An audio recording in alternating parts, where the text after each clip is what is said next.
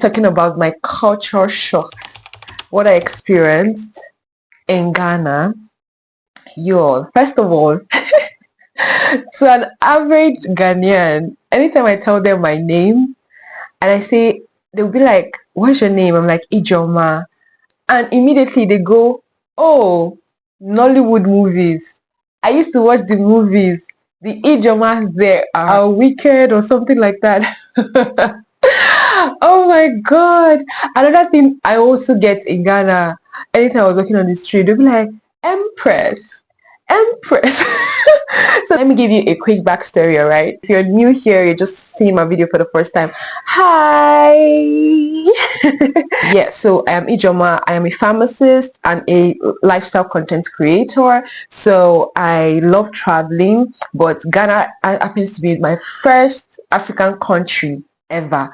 Before now, I have been to some parts in Europe because I studied in Europe and in Eastern Europe. So I've gotten the chance to visit some other countries like Netherlands and Germany, Italy, and all. But that's by the way. So what was my drive to Ghana? I mean, Nigeria and Ghana has always had this, I don't even know what to call our relationship, because it feels like sibling relationship, in the sense that we fight, we laugh, we fight again, we're always coming at each other. But I think it's just like differences that come in between. We are all one in a sense, like if you can date back to history, and if not because of colonization and all that.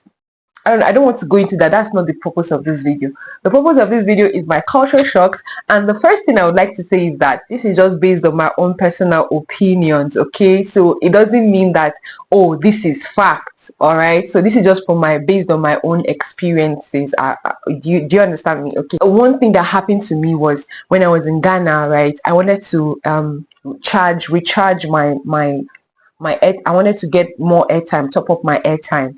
And then I was speaking to this woman who was in a shade, and she sells all this, and I was asking her. Then she was speaking, I don't know if it's true, she was speaking to me. So, and I was confused. I was trying to tell her that I don't understand what she's saying. Is it Yanko? I don't understand what you're trying to say, right? But then she thought that I was trying to not speak the language, because apparently I look Ghanaian. So I look Ghanaian, right? So most people say that. So, but then I was actually telling her that I don't understand. She was not like, she now finally spoke in English, and she was like, "Why don't you understand that? Like, what I'm saying to you is very simple." I'm not Ghanaian. Sorry, I'm not Ghanaian. That day was so funny because some people were there and they were looking at me like, "Is this girl tripping? Like, is she tripping? Is she really not Ghanaian?" So anyway, that's it. So let's get into the cultural shocks for me, baby. The first one is, speaking of language, right? Before I got into Ghana, I always thought that everybody spoke the local dialect. Like, I thought like Chui was the language that everyone spoke, because anytime, like I said, I had Ghanaian friends, and anytime I say, "Okay, what language do you guys speak?" they usually say Chui. I don't hear any other language, right? Until I got to Ghana, and then my Ghanaian friend, who happens to be a tour guide, she said that she doesn't speak Chui, she speaks Ga. Then I was like, okay, does that mean that not everybody speak Chui, and not everybody understand Chui? And how do you now understand other people? I think she says she understands what they're saying, but then she doesn't speak Chui. But I would like to know, if you're a Ghanaian watching, how that works. So does it mean that if you can understand what other people are saying, it's just that you can't speak that and you just maintain the language you're speaking? Sometimes when I ask someone to teach me some phrases, I realize that when I use those phrases, they'll be like, "Oh, that's not true. That's like, it's Akan." See, Akan. There's something they will say, like another language. So many languages. Yeah, I'm aware that there are many languages. So I just thought that there was just one language everybody would speak. But then that was very shocking to me, because it's be like, "Oh, I don't understand." She would be like, I spoke to maybe when we go to the market to buy something, she'd be like, "I spoke to the woman in Ga." because she understands Ga. I feel like people in Accra speak more of Ga. Please correct me if I'm wrong. I don't know. So the second one, I was going to go into the transportation. So let me tell you, I was shocked. I'm not even going to lie to you. I'm not trying to compare, but because you know that Ghana is my first African country, I'm still yet to like visit other African nations, right? So all the while, all my life, I thought that these public transportations that they have in Nigeria, especially in Lagos, was just peculiar to Lagos, especially in the way they are being used, right? In Lagos, you will see the buses, you see the we call them conductors, like the people who stay in the that work with the driver and that announce like the places that you want to go to. They'll be telling you, oh, like if you're in Lagos, they'll be like Oshodi, Oshodi, Oshodi, this and that. They're calling like the places in Lagos. So I feel like it was just peculiar to Lagos, and that I always found it so like so everywhere. It's just a lot. Like why do they have to like Lagos is see the mainlands like the mainlands in Lagos is not for the weak. It's a place I don't even see myself living in. Like I do applaud people who live in Lagos. So when I got into Accra, I wasn't expecting to see buses like this, and they're called tro, right? Tro. The same way they would do it in Lagos, they are doing it here. Like you have the word what we call conductors here. There they are called mates, right? So they stand at the hinge of the door and they're calling the place.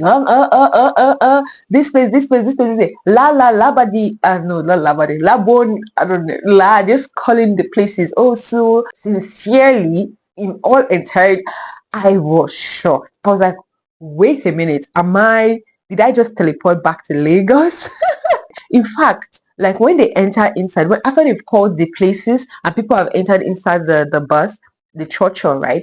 Then after a while, they now go and they're asking for the money. Like just the mannerism and everything is just giving Lagos. I'm just like, what is going on here? I had to like try to learn how to use the coins again. And then because when I got into Ghana, I was just stuck with using boats and all that. But then at some point I'm like, baby, we need to like try to learn how to use the public transport because it's a lot cheaper. And of course, like I even get to see navigate myself like as a local, like because I'm trying to see like how the landscape is and everything. So and after that, that's when I started using my coins. All up until then, my coins were a lot. I had to put them in a bag. Pesos and 2 pesos were confusing to me because they almost looked alike and all that. So number 3 is the light. So before coming to Ghana, the thing that Ghana, like I've always heard it that there's 24 hours light in Ghana, countries that border our country, like Benin. I heard that there's always 24 hours supply of light. We can't boast of that yet. I always thought like, okay, yes, 24 hours supply of light, that's fantastic. I got to Ghana and yes, the light is so stable. Although in the first week, I did notice that the lights went off for some hours. And I think it was because the meter, I don't know what happened. Maybe the meter had finished or something like that. But in my friend's house, who is a Ghanaian, she a couple of occasions they took the lights. I think on 2 occasions when I was there at her place, they took the lights and she was panicking like, oh my god, why did they take the light? How did that? And I just look at her, girl, we are used to this over where we're coming from. But yeah, so there was no light 3 hours for I think they were trying to do some maintenance or something like that. So that made me realize that okay, so there's power outage sometimes, but it's rare because before now I always thought like they never take lights, right? They never take lights. So please let me know, is it like a prepaid meter, like you have to, as long as you put money in your meter, you have the lights? I think that's how it works, right? The fourth one is that the water regulation. So I noticed that and I don't know if this is general or just the places I stayed in Accra, they regulated the water. And even in the Airbnbs, that if you check the Airbnb, in some of the information for some of the apartment, they will write water is given at so time, is regulated. So you have to make sure that you like keep some water, store some water for yourself when the water is available, so that you can have it when there's no water or something like that. So I did notice that, but I don't know if that was just peculiar to Airbnbs. So yeah, the fifth one is Momo. You guys, everywhere I went to, Momo me, I Momo you. And I'm like, what is Momo? What is Momo? What is Momo? What is the word is Momo? So I've sort of like heard that phrase before here in Nigeria, but I think like the business model didn't like scale through here in Nigeria, right? I think Momo is or one of MTN's facets, and so but in Ghana, it's like Momo. I think Momo is to Ghana what OP is to Nigeria. It feels like an average Ghanaian uses Momo more than their other banks, like physical banks. It actually makes life easier for you, because I had to use that because it felt like everybody, the medium of transfer is Momo. So even my taxi ride, sometimes when I want to give him some cash, I say, okay, I don't have change, like I don't have change to give you. Can you just Momo me? And I'm just like, okay. You have to get used to the Momo. So if you're going to Ghana, just know that like there's something like that. So it's an online form of payment.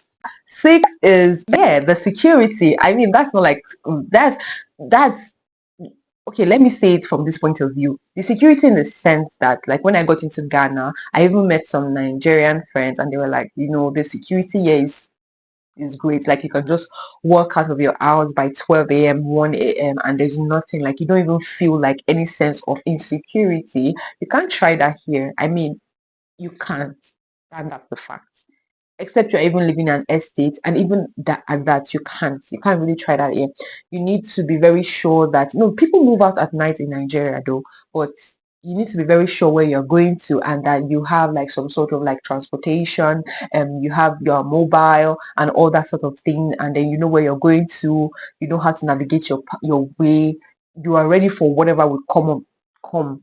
Do you get me? That comes to the end of my video. If you also have other like culture shocks that you found in Ghana, or like as someone visiting Ghana for the first time, please let me know in the comment section. If you're a Ghanaian watching, let me know if there's any of these ones that you're like, oh, okay, that's interesting. So thank you all for watching. Make sure to like this video, give it a thumbs up, everything, so that YouTube will do its thing and recommend to other people. And if you're trying to move to Ghana, or you're trying to like visit Ghana as a tourist, I have other Ghana videos like in my playlist. You can check. I think I'll put them here, or also in my description box. All right, and stay blessed until next time. Let me know all the things you want to see on this channel. All right, and do take care. Bye.